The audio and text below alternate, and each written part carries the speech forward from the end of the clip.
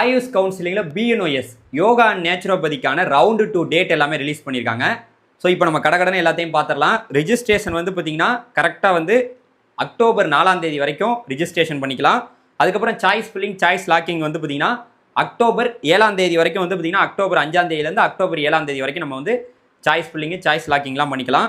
அதே same time நமக்கு வந்து பார்த்தீங்கன்னா ரிசல்ட் வந்து அக்டோபர் 9ஆம் தேதி ரிலீஸ் ஆகுது.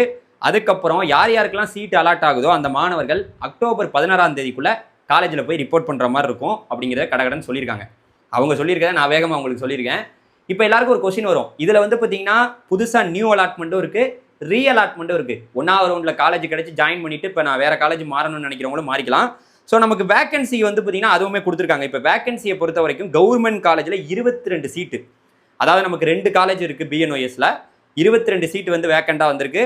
அதுக்கப்புறம் எஸ்எஃப் காலேஜ் பிரைவேட் காலேஜில் வந்து பார்த்தீங்கன்னா 349 சீட்டு வந்து பார்த்தீங்கன்னா வேக்கண்டாக வந்திருக்கு. ஸோ மாணவர்கள் கரெக்டாக தெரிஞ்சுக்கங்க. ஸோ இந்த டேட்டின் அடிப்படையில் நீங்கள் சாய்ஸ் ஃபில்லிங் பண்ணி போய்க்கலாம். ஸோ அதுதான் இப்போ நம்ம உங்களுக்கு சொல்ல வந்த நியூஸு. இதே போல் இன்ஃபர்மேஷனுக்கு மறந்துடாமல் என்ன பண்ணணும், நம்ம சேனலை ஃபாலோ பண்ணிக்கணும். Thank you, by.